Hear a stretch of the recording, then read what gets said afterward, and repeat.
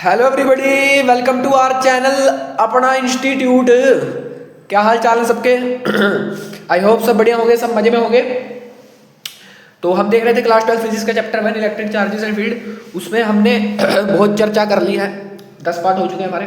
ये 11वां पार्ट है। इसमें हम देखेंगे torque on an electric dipole placed in a uniform electric field. मतलब जो डाइपोल हमने पढ़ा था ना पीछे, अगर उस डाइपोल को उठा के हम किसी इलेक्ट्रिक फील्ड में रख दें तो उस पर कौन कौन सी कैसे कैसे फोर्स लगेगी, कैसे कैसे उस पर फोर्स आएगी, वो हमें देखना है। और वो टॉर्क कैसे बनेगी वो भी बताऊंगा आपको मैं, ठीक है। और चलो देखते हैं, इसको हम कंटिन्यू करते हैं। अब सबको बढ़िया लग रहे होंगे लेक्चर्स, ठीक है। तो देखो, इस लेक्चर को शुरू करने से पहले पिछले लेक्चर की कुछ बातें मैं आपको बताना चाहता हूँ, ठीक है। हमने देखा था पिछले लेक्चर में, एक हमने देखा था कि हमने निकाली थी electric field on the axis of dipole, और एक हमने निकाली थी इलेक्ट्रिक फील्ड परपेंडिकुलर, ठीक है ना, electric field on the perpendicular bisector of dipole, ऐसे आप कह सकते हो।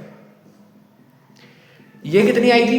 ये आई थी सर 2kpx3, वेक्टर फॉर्म में ऐसे लिख सकते हो इसको आप। और ये कितनी आई थी परपेंडिकुलर वाली? ये आई थी अपनी kpx3, लेकिन वेक्टर फॉर्म में जब लिखेंगे तो माइनस लगेगा, क्यों? क्योंकि अपोजिट में आया था, डाइपोल इधर आया था और इलेक्ट्रिक फील्ड इधर आई थी, ठीक है। और देखो एक और बात तुम्हें मैंने बतानी थी कि जब हमने एक्सिस ऑफ डाइपोल को देखा तो ये एक्सिस था डाइपोल का, इस एक्स एक्सिस में ही था डाइपोल। इसको हम बोलते हैं एक्सियल पोजीशन, इसको बोलते हैं एक्सियल पोजीशन। और परपेंडिकुलर वाली जो हमने देखा ना केस, इसको बोलते हैं इक्वेटोरियल पोजीशन, ठीक है। क्या बोलते हैं? इक्वेटोरियल पोजीशन, ठीक है। इसीलिए जो मैंने कल रिलेशन लिखा था आपके सामने कि जो ई एक्सिस पे था वो ई परपेंडिकुलर के क्या था?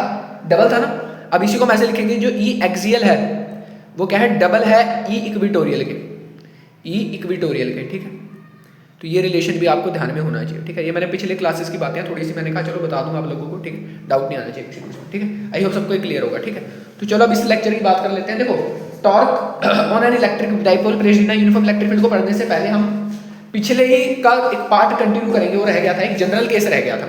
हमने सर एक्सिस ऑफ डाइपोल पे फील्ड देख ली, परपेंडिकुलर देख ली फील्ड, लेकिन अब कोई जनरल केस सर ऐसा बता दो जिससे हम परपेंडिकुलर भी निकाल सकें, ऐसे भी निकाल सकें। मतलब एक्सिस पर हो तभी निकाले, परपेंडिकुलर किसी ऐसा वजह पॉइंट है जो परपेंडिकुलर ना हो, मान लो ये डाइपोल है, यहाँ पे कोई पॉइंट है, इसकी कैसे निकाले? तो वो जनरल केस भी हम अब देखने जा रहे हैं। तो एट एनी पॉइंट वाला देखते हैं, चलो जनरल केस हम देख लेते हैं। तो यहाँ से शुरू करते हैं। तो यह है जनरल केस। क्या है जनरल केस? तो जनरल केस में हम देखेंगे कि एक डाइपोल है आपके पास, plus minus q plus q, separated by small distance, dipole बन गया।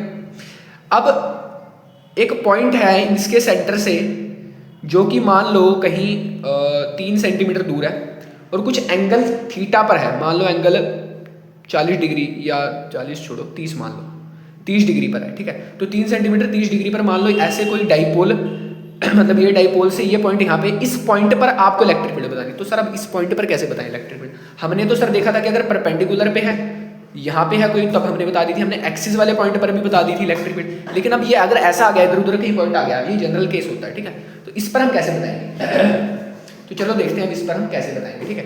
तो सबसे पहले इसको हटाते हैं और हम मान के कुछ ना कुछ काम करते हैं, ठीक है। अब सुनना कैसे करेंगे इसको।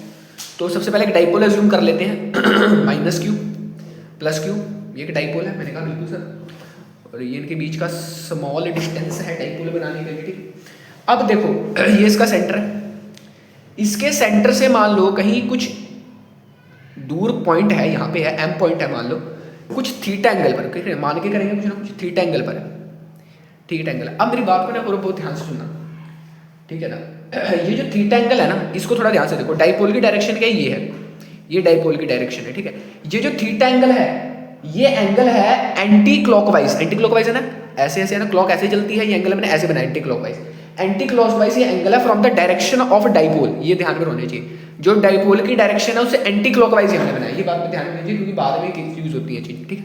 ये चीज ध्यान में होनी चाहिए, ठीक है। ये थीटा एंगल वैसा, ठीक है, क्लियर है। और एक्स क्या है? ये एक्स, इसको मानेंगे हम, जो डिस्टेंस होगा जिस पॉइंट पर हमने बतानी है, ये एक्स होगा, ठीक है। कुछ मान के करेंगे, मैंने कहा बिल्कुल। अब मेरी बात को ना बहुत ध्यान सुनना तुम लोग। अब सर इस पॉइंट पर बतानी है, तो सर हम ऐसे तो बता नहीं सकते, ऐसे तो हम बता नहीं सकते। तो हम क्या करते हैं, हमने थोड़ा सोचा कि सर डाइपोल ऐसे जा रहा है, डाइपोल ऐसे जा रहा है, ये पी वेक्टर है, ये पी डाइपोल मतलब पी वेक्टर है, तो ये थीटा है। अगर मैं इस वेक्टर को रिजॉल्व कर दूं इसके कंपोनेंट्स में, कंपोनेंट में तोड़ दूं इसको, तो थीटा के अलोंग वेक्टर का कौन सा कंपोनेंट टूटेगा सर? थीटा के अलोंग वेक्टर का कंपोनेंट टूटेगा पी कॉस थीटा, और थीटा से परपेंडिकुलर, थीटा से परपेंडिकुलर मान लो ऐसा होगा, थीटा से परपेंडिकुलर कौन सा टूटेगा? मतलब पी कॉस थीटा से परपेंडिकुलर, पी कॉस थीटा से परपेंडिकुलर कौन सा टूटेगा? P sine theta. ठीक है, ये तो क्लियर होना चाहिए सबको। ठीक है, तो मैंने इस पी वेक्टर को तोड़ दिया इसके दोनों कंपोनेंट में। ठीक है, इसी से मिलकर ये पी वेक्टर बने। ठीक है, तो इनके दोनों कंपोनेंट आ गए, कोई दिक्कत इसमें किसी को नहीं होनी चाहिए। अब देखो, अब यहाँ पे जादू होगा। जादू क्या होगा? कोई जादू मतलब ऐसा नहीं, जादू जादू याद आ गया सर हमें तो, कोई मिल गया वाला। हाँ, तो देखो जादू क्या होगा इसमें। अब देखो जो हम इलेक्ट्रिक फील्ड निकालेंगे ना, एक डाइपोल हमारे पास है पी कॉस थीटा, एक डाइपोल हमारे पास है पी साइन थीटा। अब जो हम नई इलेक्ट्रिक, जो हम नेट इलेक्ट्रिक फील्ड निकालेंगे एम पॉइंट पर, वो इन दोनों डाइपोल की वजह से होगी। मेरी बात को मानते हो कि नहीं मानते हो? बिल्कुल सर मानते हैं। ठीक, क्योंकि यही डाइपोल एक पहले था, एक डाइपोल था, इसको हमने तोड़ दिया इसके कंपोनेंट में। अब तोड़ने का फायदा भी दिखाऊंगा। ठीक, अब मेरी बात को तुम बहुत ध्यान से सुनना। अब तुम इस पी कॉस थीटा को देखो ध्यान से। ये जो पी कॉस थीटा है सर, ये इस डायरेक्शन में है, पॉइंट भी इसी एक्सिस में है। क्या ये वही केस नहीं बन गया कि जब हमारा डाइपोल इसी डायरेक्शन में था और इसी एक्सिस में, डाइपोल के एक्सिस पर ही पॉइंट था, डाइपोल के एक्सिस पर ही पॉइंट था। क्या वही केस नहीं बन गया? ई एक्सिस वाला वही केस है। ठीक है ना, ध्यान से देखो, देखो वही केस बन गया ई एक्सिस वाला, समझ रहे हो? वही केस बन गया ई एक्सिस वाला। तो सर फॉर, अगर मैं फॉर पी कॉस थीटा कहूँ, फॉर पी कॉस थीटा अगर मैं बात करूँ, तो ई एक्सिस वाला केस बन गया। तो एक्सिस पर इलेक्ट्रिक फील्ड हमने कितनी निकाली थी? कितनी निकाली थी? बताओ बताओ बताओ, अभी बताया था 2kp/x3 इतनी निकाली थी। अब यहाँ पर जो p है, p मतलब क्या है? डाइपोल। डाइपोल कितना है? p cos थीटा है। तो यहाँ पे p ना लिख के हम p cos थीटा लिखेंगे। ठीक है ना, क्योंकि डाइपोल कितना है? p cos थीटा है ना, इस बार p तो नहीं है पूरा पूरा, p cos थीटा है। तो ये आ गई आपकी इस डायरेक्शन में, इस डायरेक्शन में इस पर कितनी इलेक्ट्रिक फील्ड लगेगी? ये तो एक्सिस वाली होगी। अब साइन थीटा की चर्चा करते हैं। देखो साइन थीटा में क्या है, ध्यान से देखना साइन थीटा को। सर ये यहाँ से 90 डिग्री है, ये तो क्लियर है ना, पी कॉस थीटा से 90 डिग्री। इसको मैं थोड़ा सा पीछे एक्सटेंड करता हूँ, इसी पी साइन थीटा को पीछे एक्सटेंड करता हूँ। सॉरी। तो आप देख पा रहे हो जो पॉइंट है ना, ये इस डाइपोल के परपेंडिकुलर बाइसेक्टर पर नहीं है। वही वाला केस नहीं बन गया परपेंडिकुलर बाइसेक्टर वाला? हाँ सर, मजा आ गया सर कि आपने तो केस में तोड़ दिया इसको। हाँ भाई, तो कोई भी अगर ऐसा जनरल पॉइंट मिल जाए उसको आप तोड़ सकते हो, किसमें? एक्सिस वाले और परपेंडिकुलर वाले केस में, समझ रहे हो ना? तो अगर मैं बात करूँ फॉर पी साइन थीटा, तो ई परपेंडिकुलर हमने कितना निकाला था? के पी एक्स क्यूब निकाला था, लेकिन अब यहाँ पे पी क्या है? पी साइन थीटा है। ठीक है ना, डाइपोल पर साइन थीटा है, तो ये निकल गया ई परपेंडिकुलर वाला। अब हमें क्या निकाला? हमें तो सर ई नेट चाहिए था इस पॉइंट पर। देखो इस डाइपोल की वजह से, इस डाइपोल की वजह से यहाँ पर समथिंग इलेक्ट्रिक फील्ड है, इस डाइपोल की वजह से यहाँ पे इतनी इलेक्ट्रिक फील्ड है, इसकी वजह से इतनी है।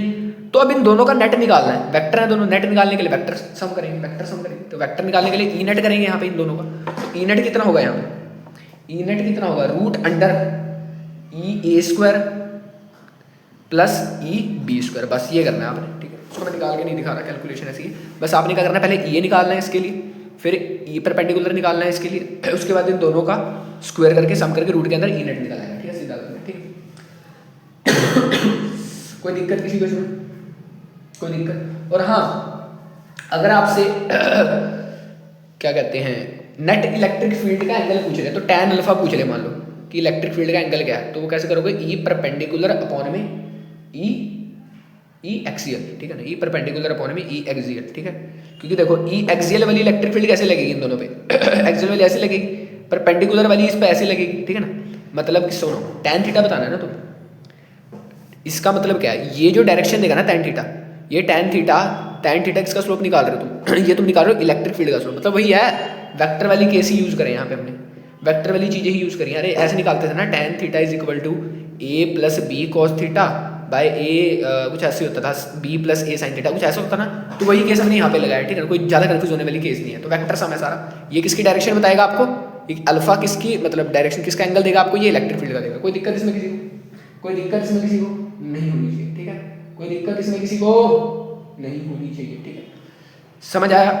टैन अल्फा देखो यार, फिर से टैन अल्फा वाला मुझे अभी भी लग रहा है, फील नहीं आई तुम्हें टैन अल्फा वाली। देखो फील दे देते हैं। ठीक है, मैंने तुम्हें बताया कि जो एक्सियल वाला पॉइंट होता है, एक्सियल वाला पॉइंट होता है उसकी इलेक्ट्रिक फील्ड डाइपोल की डायरेक्शन में होती है, तो डाइपोल की डायरेक्शन इधर है और इसकी इलेक्ट्रिक फील्ड भी इधर आएगी, मैंने कहा बिल्कुल।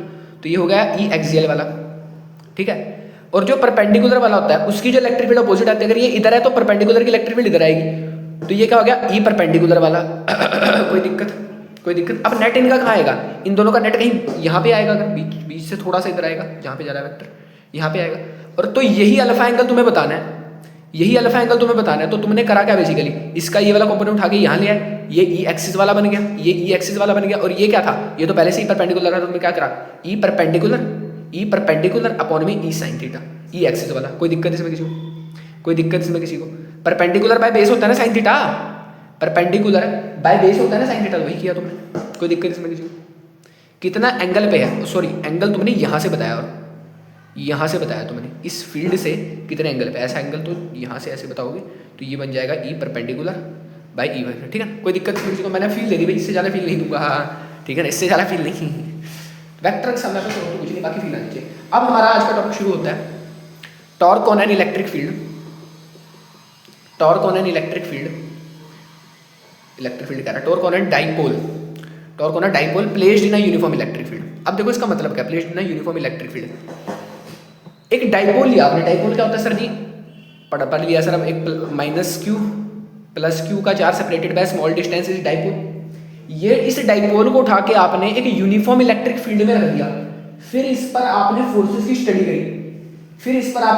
स्टडी करी, तो उसी को हम ये टॉपिक पढ़ना कहते हैं। ठीक है, फिर आगे टॉपिक अब देखो क्या करेंगे, अब देखो हम करेंगे क्या, ठीक है। तो देखो हमने ली यूनिफॉर्म इलेक्ट्रिक फील्ड, ये है uniform electric field sir, parallel equidistance line पढ़ाया था सर, मजा आ गया। ये है यूनिफॉर्म इलेक्ट्रिक फील्ड, कोई दिक्कत इसमें किसी को नहीं होनी चाहिए। थोड़ी मैंने लाइट बनाई है ताकि मैं इस पर डाइपोल रखूँ तो आपको दिख जाए डाइपोल, ठीक है ना। अब मैंने इस पर ना डाइपोल रखा कुछ इस प्रकार से, ये माइनस क्यू चार्ज यहाँ पे है, माइनस क्यू चार्ज यहाँ पे, और प्लस क्यू चार्ज है ना, एक मिनट, और प्लस क्यू चार्ज यहाँ पे इस तरफ, ठीक है, इस तरफ यहाँ पे नहीं, ठीक है, थोड़ा सा इसको इधर मान लो ऐसे, ठीक है। तो ये minus q plus Q charge separated है स्मॉल डिस्टेंस, तो ये क्या इंस्टीट्यूट करेंगे कि डाइपोल बनाएंगे, ठीक है, डाइपोल बनाएंगे, ठीक है। सॉल्यूटेड बाय, अब मेरी बात को सुनना, इसका सेंटर मान लो कुछ ओ, मेरी बात को ध्यान सुनना। अब आपको पता है कि जब भी चार्जेस को हम किसी इलेक्ट्रिक फील्ड में रखते हैं तो उन पर फोर्स लगती है, मैंने बताया था पहले भी लेक्चर में आपको, फोर्स होने charge placed in electric field, तो कितनी फोर्स लगती है ये भी मैंने आपको बताया था। Force is equal to q E, जिसमें ई क्या है इलेक्ट्रिक फील्ड इंटेंसिटी और क्यू क्या है मैग्नीट्यूड ऑफ चार्ज, ठीक है सर। तो मतलब इस चार्ज पर ये भी एक फोर्स लगेगी और इस चार्ज पर भी एक फोर्स लगेगी, मैंने कहा बिल्कुल सर। अब मैंने आपको डायरेक्शन की भी चर्चा करी थी कि जो पॉजिटिव चार्ज होगा उस पर फोर्स लगती है in the direction of field, और जो नेगेटिव चार्ज होगा अपोजिट होती है उसकी, अपोजिट लगेगी डायरेक्शन ऑफ फील्ड से। क्योंकि देखो पॉजिटिव जो है पॉजिटिव से दूर निकलती है ना रेस, ऐसे भी समझ सकते हो, नेगेटिव की तरफ आती है रेस तो इस तरफ जाएगा, ठीक है, तो ऐसे भी समझ सकते हो, ठीक है। अब देखो ध्यान से सुनना, तो इस पर फोर्स लगेगी कुछ इस प्रकार से, ठीक है ना। अब अगर आपको दिक्कत आ रही है डायरेक्शन में तो आपने प्रीवियस लेक्चर देखो, उसमें क्लियरली मैंने बताया, ठीक है। तो इस पर फोर्स लगेगी ऐसे क्यू ई, और इस पर लगेगी अपोजिट, क्योंकि नेगेटिव है ना अपोजिट चार्ज, इस पर लगेगी ऐसे क्यू ई, ठीक है। कोई दिक्कत इसमें किसी को नहीं होगी, क्योंकि देखो ऐसे भी समझ सकते हो कि पॉजिटिव चार्ज से इलेक्ट्रिक लाइंस दूर भागते हैं, तो पॉजिटिव चार्ज दूर भाग रहे हैं और नेगेटिव तरफ जाती है इलेक्ट्रिक फील्ड, ऐसे समझ सकते हो ना, अट्रैक्ट होती है, ठीक है वो चीज। अब मेरी बात को ध्यान सुनना, इस पर ऐसे लग रही है फोर्स, इस पर ऐसे लग रही है फोर्स, कोई दिक्कत इसमें नहीं होनी चाहिए। अब सुनना, अगर मैं आपसे पूछूं, देखो यहाँ पे फोर्स लग रही है और यहाँ पे एंड पॉइंट्स पे फोर्स लग रही है, और एक सेपरेटेड है स्मॉल डिस्टेंस से सेपरेट भी हो रखा है, डाइपोल है पूरा सिस्टम, ठीक है। अब ये डाइपोल्स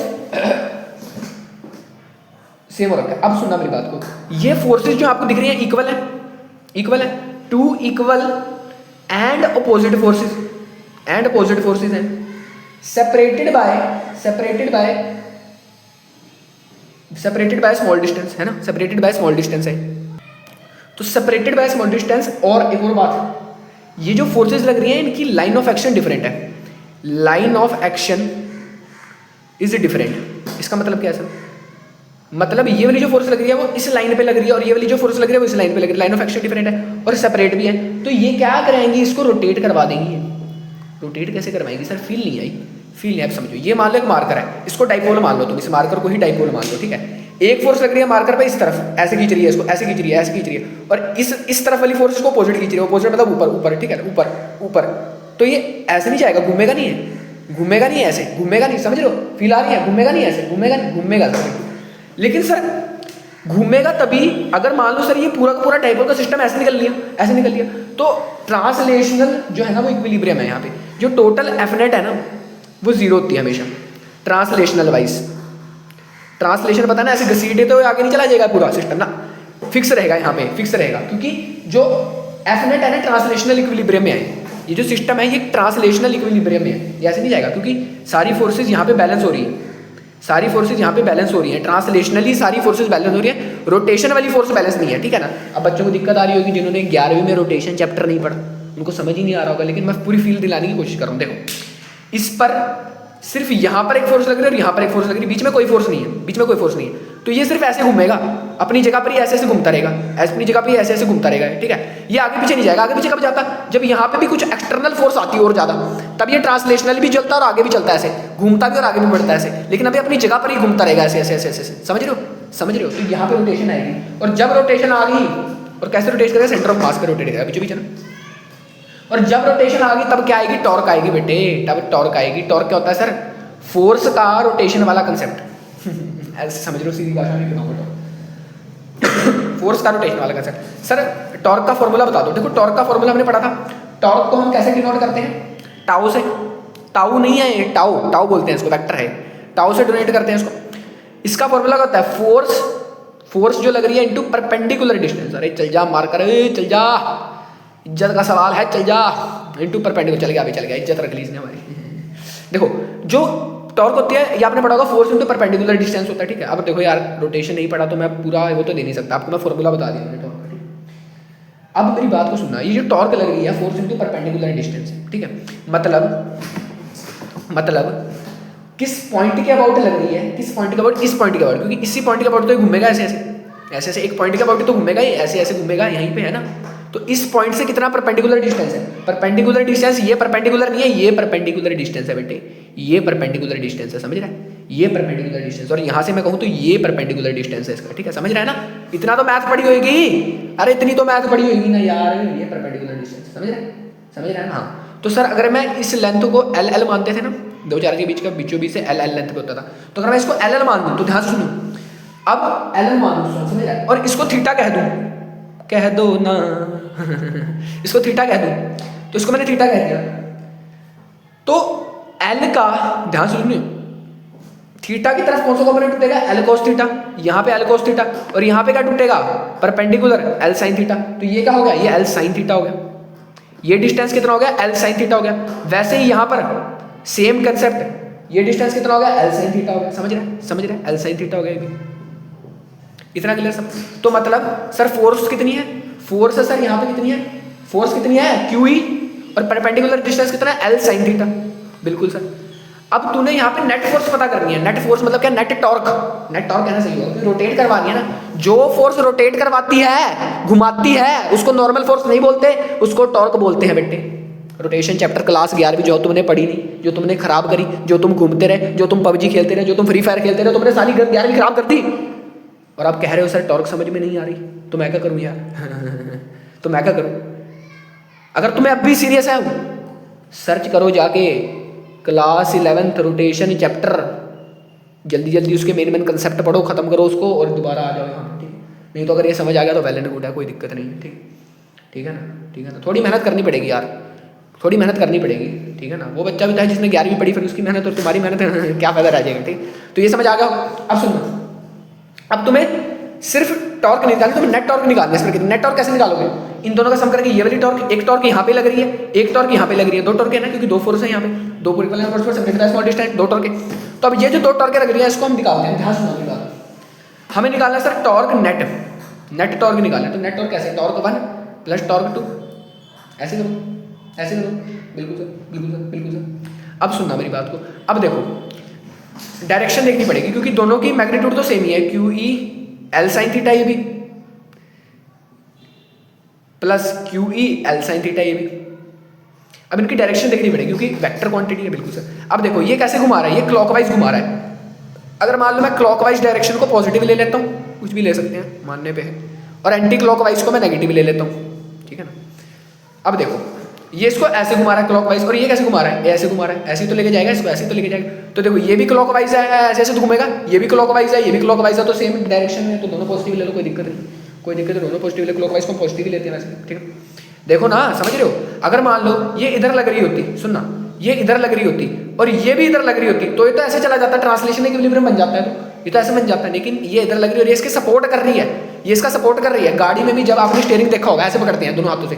स्टीयरिंग में आपको कैसे दिखाऊं, अब स्टीयरिंग कैसे दिखाऊं, कैसे दिखाऊं, कैसे दिखाऊं, क्या दिखा, चलो इसी को मान लो स्टीयरिंग। तो गाड़ी में स्टीयरिंग ऐसे पकड़ते हैं, तो जब हम घुमाते हैं तो हमारा ये वाला हाथ नीचे लेके जाता है स्टीयरिंग, और ये वाला हाथ ऊपर लेके जाता है, तभी तो घूमता है ऐसे स्टीयरिंग, तभी तो दो सपोर्टिव फोर्सेस आती हैं टॉर्क बनाने के लिए, है ना, ऐसे ऐसे। तो इसीलिए इन दोनों को प्लस किया, समझ आ रहा है, फील आ रही है, ठीक है। तो इन दोनों फोर्सेस को हमने क्या कर दिया, प्लस कर दिया। अब सुनना मेरी बात को ध्यान से। तो कितनी बन गई ये फोर्सेस, दोनों ही क्लॉकवाइज है, समझ लो, दोनों ही कैसी हैं, क्लॉकवाइज फोर्सेस हैं। तो कितनी बन गई, ये बन गई sir 2QE L sin theta. अब हमें तो सर इसे यहाँ पे वो भी लाना है अपना, क्या कहते हैं, डाइपोल भी लाना है। मैं कहा लिया डाइपोल, मैंने किसने मना करा है, डाइपोल क्या होता है, Q into 2L E sin theta बच गया, बस ये डाइपोल है तेरा। इसकी जगह P लिख दे, P लिख दिया सर, P लिख दिया सर, E भी वेक्टर है, sin theta, E sin theta. ये क्या बन गया तेरा, टाउ नेट, मतलब नेट टॉर्क इतनी लगेगी अगर तूने किसी डाइपोल को एक यूनिफॉर्म इलेक्ट्रिक फील्ड में प्लेस कर दिया, समझ रहे, इतनी लगेगी। देख दोबारा से देख, क्या करा सर, इसको प्लेस किया, डायरेक्शन देखी, इधर लग रही है सपोर्टिव फोर्स, टॉर्क लग रही है, ऐसे हमने कैलकुलेशन करा, फिर इसके बाद टॉर्क निकाला, फिर QE L sin theta and net निकाला, इतना आ गया। इसको डाइपोल लाना था, डाइपोल भी लिया है, और यहाँ पे सर ये एंटी क्लॉकवाइज क्लॉकवाइज का चक्कर क्या, ऐसे सपोर्टिव फोर्स घुमा देगी इसको, डाइपोल को ऐसे घूमता रहेगा, डाइपोल ऐसे घूमता रहेगा, डाइपोल फोर्स लग रही है डाइपोल। अब सुनना, इस PE sin थीटा को देख के तुम्हें कुछ याद आया, कुछ याद है, मुझे तो याद आ गया, तुम्हें कुछ याद है याद आना चाहिए, क्या याद आया, कुछ याद आया तुम्हें PE sin थीटा को देख के, आना चाहिए अगर नहीं आया, ठीक है। हाँ, सबसे पहले इस थीटा की जानकारी दो सर, ये थीटा कहाँ का एंगल है, ये एंगल है between electric field and dipole, ये भी ध्यान में रख लेना, इलेक्ट्रिक फील्ड और डाइपोल के बीच का एंगल। अरे देखना, ये इलेक्ट्रिक फील्ड थी, ये इलेक्ट्रिक फील्ड थी, इस डायरेक्शन में, इस डायरेक्शन में इलेक्ट्रिक फील्ड थी, डाइपोल क्या था, ये था डाइपोल, ये था इस डायरेक्शन में -2 फोर्स थी, तो ये दोनों के बीच का तो एंगल है, समझ रहे, फील्ड है यार, हर चीज़ की फील्ड दे रहा हूँ, कोई ट्राने वाली चीज़ नहीं है, ठीक है। अब सुन, अब ये सर PE sin थीटा को देख के कुछ दिमाग में जाता, क्या कुछ क्रॉस प्रोडक्ट करके नहीं आता था PE sin theta, sir dot product करके आता था AB cos theta, cross product करके आता था, क्रॉस प्रोडक्ट करके आता था, समझ क्रॉस प्रोडक्ट करके क्या आता था, AB sin थीटा, डॉट में कॉस आता था, तो मतलब सर ये तो क्रॉस प्रोडक्ट है, ये तो क्रॉस प्रोडक्ट है वेक्टर्स का, और एक वेक्टर ही दे रहा है, टॉर्क वेक्टर ही, ये तो क्रॉस प्रोडक्ट है। पर सर दिक्कत ये है, अब क्रॉस प्रोडक्ट है तो हम इसको P vector cross E vector भी लिख सकते हैं, E vector cross P vector भी लिख सकते हैं। लिखे क्या, डायरेक्शन देख लेते हैं, कोई दिक्कत नहीं। अगर मैं PE की बात करूं तो डायरेक्शन देखना आना चाहिए तुम्हें, ये P है, ये E है, इन दोनों के बीच का थीटा एंगल है। अगर मैं डायरेक्शन देखूं तो P क्रॉस E का मतलब P से E की तरफ आ रहा है, समझ रहे, P से E की तरफ आ रहा है, ये मतलब है ना, P से E की तरफ आ रहा है, P क्रॉस E का मतलब क्या है, P से E की तरफ आ रहा है, और आ भी रहा है, देखो क्लॉकवाइज नहीं बन रही है डायरेक्शन, क्लॉकवाइज तो जा रहा था हमारा, समझ रहा है ना, अरे दिख रहा है, P से देख P क्रॉस E का मतलब P से शुरू किया E पे आ रहा है, क्लॉकवाइज डायरेक्शन बन रही है, बिल्कुल बन रही है। और E क्रॉस P का मतलब है E से शुरू किया P पे जा रहा है, क्या एंटी क्लॉकवाइज डायरेक्शन जा रही थी, नहीं सर, तो मतलब P क्रॉस E सही है, ये गलत है, तो मतलब ये जो है ना, ये P क्रॉस E है, तो मतलब अब लास्ट में मैंने क्या लिख दिया सर, जो नेट डाइपोल है वो और कुछ नहीं बल्कि P क्रॉस E ही है, ये अपना बंदा ही है, ये P क्रॉस E ही है, ठीक है ना, ये P क्रॉस E ही है, कोई दिक्कत इसमें किसी को नहीं होनी चाहिए, समझ रहे, कोई दिक्कत इसमें किसी को नहीं होनी चाहिए, ठीक है, तो ये P क्रॉस E ही है, ठीक है ना, समझ आया, आना चाहिए। सर क्या था सर, PE sin थीटा था, सर PE sin थीटा को दिमाग में बत्ती जल की है तो क्रॉस प्रोडक्ट में AB sin थीटा कंसेप्ट आता है। सर मैंने देखा डायरेक्शन, मैंने कहा E क्रॉस P आएगा, P क्रॉस E आएगा, समझ नहीं आ रहा, P क्रॉस E देखा, P से E की तरफ anti clockwise, E cross P देखा एंटी क्लॉकवाइज, मैंने कहा सर ये वाली सही है, P क्रॉस E सही है, P क्रॉस E सही है, कोई दिक्कत इसमें किसी को नहीं होनी चाहिए। जहाँ पे थीटा क्या है, angle between P and E, समझ आ गया होगा अब तो सबको। अब देखो बस कुछ नहीं रहेगा, इसके थोड़े से स्पेशल केसेस रह गए, ये डिस्कस कर लेते हैं। अब हमें देखना है टॉर्क मैक्सिमम कब होगी, टॉर्क मैक्सिमम का केस देखना है, एक तो टॉर्क मैक्सिमम कब होगी, ये देखना है। तो देखो आपको पता है जो नेट टॉर्क है वो कितनी आई सर, PE sin थीटा। अब अगर इसको मैक्सिमम करना है तो ये कांस्टेंट साइन थीटा को मैक्सिमम करना पड़ेगा। साइन थीटा मैक्सिमम कब होता है, बता जल्दी कब होता है sine theta maximum? Sir sine theta maximum होता है 1 पे, साइन 9, क्योंकि मैक्सिमम -1 से 1 है साइन, तो 1 पे होता है सर मैक्सिमम। तो थीटा कितना रखूंगा, 90 डिग्री रखूंगा सर, या 270 भी रख सकते हैं सर, कोई दिक्कत नहीं है ना, 270 भी रख सकते हैं सर। अब देख मेरी बात को ध्यान सुन। तो इसका मतलब क्या है, साइन थीटा 90 रखने का मतलब क्या है? थीटा 90 रखने का मतलब क्या है? मतलब ये है कि ये अगर यूनिफॉर्म इलेक्ट्रिक फील्ड है तो इसमें तू डाइपोल को ऐसे रख दे सीधा, मतलब यहाँ पे -q यहाँ पे +q, तो डाइपोल की डायरेक्शन ये बनेगी, डाइपोल इस डायरेक्शन में जाएगा, इलेक्ट्रिक फील्ड इस डायरेक्शन में जाएगी, दोनों के बीच में 90 डिग्री बड़े प्यार से। तो मतलब अगर तू सीधा रखेगा ना, इसमें मैक्सिमम फोर्स लगेगा और ऐसे घूमेगा बैट एकदम टक टक टक टक टक टक ऐसे घूमेगा एकदम, ठीक है ना, इसमें मैक्सिमम फोर्स लगेगी, ठीक है ना। अगर तू एक्यूट एंगल देख रहा है, एक्यूट एंगल देख, और अगर तू ये वाला एंगल देखेगा, ये वाला एंगल देखेगा ऑब्ट्यूज वाला, तो ये तो 270 ही है ना। ये टोटल 360 होता है, 360 में से 90 माइनस करते 270, तो 270 वाला कंसेप्ट क्लियर हो गया, ठीक है, समझ आ रहा है। ये एंटी क्लॉकवाइज आ रहा है 270, ये क्लॉकवाइज आ रहा है 90, ठीक है, समझ रहा है। सॉरी ये भी एंटी क्लॉकवाइज है, ये भी एंटी क्लॉकवाइज है, गलत बोल गया। ये ऑब्ट्यूज है, बस इतना फर्क है, ये ऑब्ट्यूज है, हम देखते वैसे ये एक्यूट वाला ही है, ठीक है ना। तो ये क्लियर होना चाहिए सबको ये कंसेप्ट, ठीक है। तो इसका मतलब है सर टॉर्क मैक्सिमम कब होगी? तुमसे कोई कल आके पूछ ले, तुमसे कोई बंदा आके पूछ ले, बता भाई टॉर्क मैक्सिमम कब होगी जब डाइपोल को एक यूनिफॉर्म इलेक्ट्रिक फील्ड में प्लेस करता है? तू कह दे भाई जब इलेक्ट्रिक फील्ड और डाइपोल के बीच में एंगल 90 डिग्री रख दे, या π/2 रख दे, रेडियन वाले होते हैं, कहीं कहते हैं रेडियन में बता दो तो π/2 रख दे भाई, कोई दिक्कत नहीं है, 270 रख दे, कोई दिक्कत नहीं है, ठीक है, कोई दिक्कत इसमें किसी को नहीं होनी चाहिए, ठीक है, ठीक है। अब बताओ सर मिनिमम कब होगी? सर कई होते हैं हमारे जैसे खड़ दिमाग बैठ, कहते हैं कि मैक्सिमम तो तुमने निकाल दी, मिनिमम निकाल के दिखाओ, मजा आ जाएगा। या फिर कह दो भाई मिनिमम टू मिनिमम 0 ही कर दो टॉर्क को, कह रहे भाई 0 ही कर दो, मैंने कहा कर सकते हैं, कैसे कर सकते हैं? हमने पढ़ा सर टॉर्क नेट होता है P sine theta, sine theta 0 होता है क्या? बिल्कुल होता है सर, साइन 0 पे 0 होता है। मतलब अगर तुमने थीटा 0 कर दिया, थीटा 0 कर दिया मतलब क्या सर, कि ये अगर इलेक्ट्रिक फील्ड है, इलेक्ट्रिक फील्ड और डाइपोल के बीच में एंगल 0 बना दिया, 0 कब बनेगा? अबे 0 कब बनेगा सर? 0 दो केस में बन सकता है 0 कर दो देखो 0 कर दो या 180 पे भी 0 होता है, साइन 180 पे भी 0 होता है, तो 0 कर दो या 180 कर दो। अब देखो 0 और 180 का केस पढ़ते हैं प्यार से, ये 0 वाला केस बनाएंगे, यहाँ पे 180 वाला केस बनाएंगे बड़े प्यार से।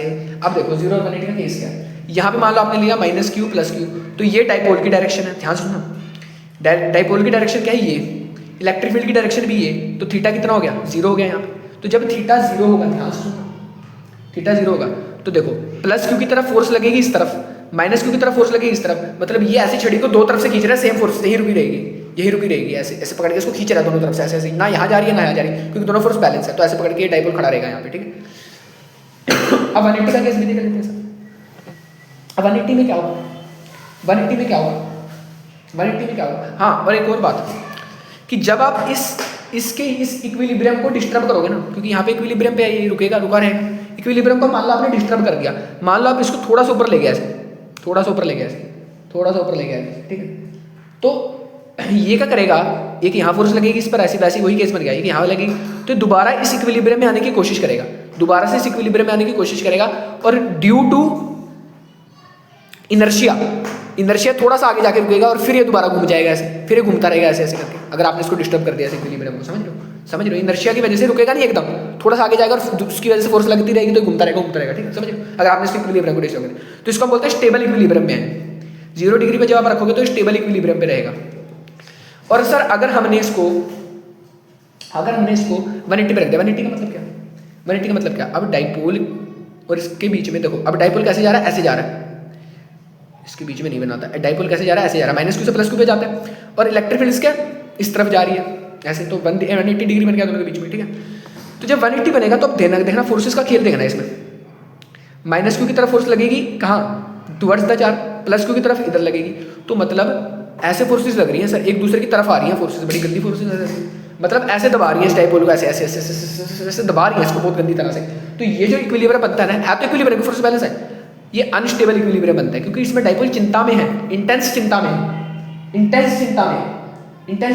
ठीक है। जब आप इसको थोड़ा सा हिला दोगे ना अपनी पोजीशन से, तो एक फोर्स इधर लग रही थी और दूसरी फोर्स इधर लग रही थी, तो ये घूमता जाएगा, ये नहीं रुकेगा, ठीक है ना, ये नहीं रुकेगा, ऐसे घूमता जाएगा, क्योंकि देखो ये अनस्टेबल इक्विलिब्रियम था, आपने इसको हिला के ये घूम जाएगा, वही केस बन गया घूमने वाला, ठीक है। इसको भी आपने हिलाया, लेकिन ये स्टेबल था। स्टेबल क्यों था? क्योंकि फोर्सेस बैलेंस थे और दूर की तरफ फोर्सेस थी।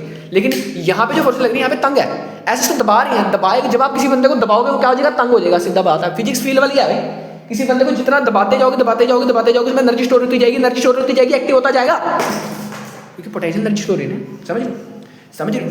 यहाँ पे तो जब खींच रहे हो दोनों को तो एनर्जी कैंसिल हो रही है, स्टेबल वाला, यहाँ पे दबा रहे हो तो, ठीक है। अब मेरी बात को लेकर बहुत ध्यान सुनना, अगर ध्यान सुनो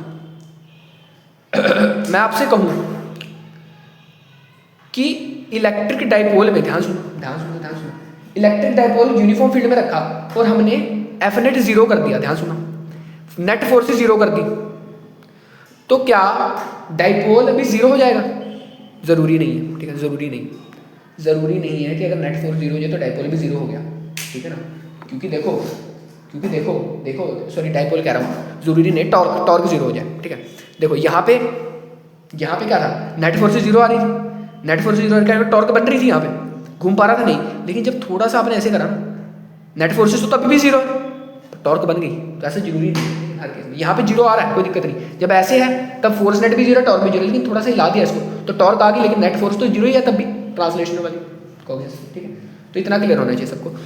अब देखो, अब इसको खत्म करने से पहले इस लेक्चर को एक और बात जान लो, इतना कुछ तुमने पढ़ लिया है कि जो इलेक्ट्रिक फील्ड होती है ना, वो हमेशा ट्राई करती है, क्या ट्राई करती है सर, कि मैं जो डाइपोल है ना उसको अपनी डायरेक्शन में कर लूं। मशक्कत यही है कि डाइपोल को अपनी डायरेक्शन में करना। ऐसा क्यों सर? तुमने देखा अभी जब हमने 0 डिग्री पे रखा डाइपोल, 0 डिग्री मतलब क्या कि -q + q, डाइपोल की डायरेक्शन वही है जो कि इलेक्ट्रिक फील्ड की डायरेक्शन, तो स्टेबल था इक्विलिब्रियम। लेकिन जब हमने इसको अपोजिट रखा, डाइपोल इधर था, इलेक्ट्रिक फील्ड इधर थी, तो दबती हुई फोर्स लग रही थी डाइपोल पे। दबती मतलब क्या? अनस्टेबल था। ये चाहता था सिस्टम कि अब डाइपोल को मैं इधर कर लूँ, ऐसे घुमा के, ऐसे, ताकि ये दोबारा से स्टेबल हो जाए। समझ रहे हो? तो नेचर ही ऐसा है, नेचर है ये, ठीक है ना। ध्यान में रखना कि इलेक्ट्रिक फील्ड हमेशा ट्राई करेगी कि वो डाइपोल को अपनी डायरेक्शन में अलाइन कर ले। समझ रहे हो? इसी वजह से टॉर्कें लग रही हैं, इसी वजह से फोर्सेस लग रही हैं, समझ रहे हो ना। तो इलेक्ट्रिक फील्ड हमेशा ट्राई करेगी कि डाइपोल को अपनी डायरेक्शन में अलाइन कर ले, समझ रहे हो। तो ये था आपका किसका, इलेक्ट्रिक डाइपोल का सारा लेक्चर। आई होप सबको बढ़िया लगा होगा। आज के लिए इतना रखते हैं, तो नेक्स्ट पार्ट से हम शुरू करेंगे इलेक्ट्रिक फ्लक्स के बारे में चर्चा, ठीक है ना। अरे चल जा भाई, नया मार्कर लाना पड़ेगा, दिखा, ठीक है ना। तो कल से हम चर्चा करेंगे, नेक्स्ट लेक्चर जब भी आएगा इसका 11th, ये तो 11th पार्ट था, 12th पार्ट में हम इलेक्ट्रिक फ्लक्स के बारे में चर्चा करेंगे। तो अगर सबको समझ आया हो तो पढ़ते रहो, मस्त रहो, और जो भी पढ़ा उसको जीवन में उतारते रहो, ये बहुत इंपॉर्टेंट है। तो थैंक यू वेरी मच।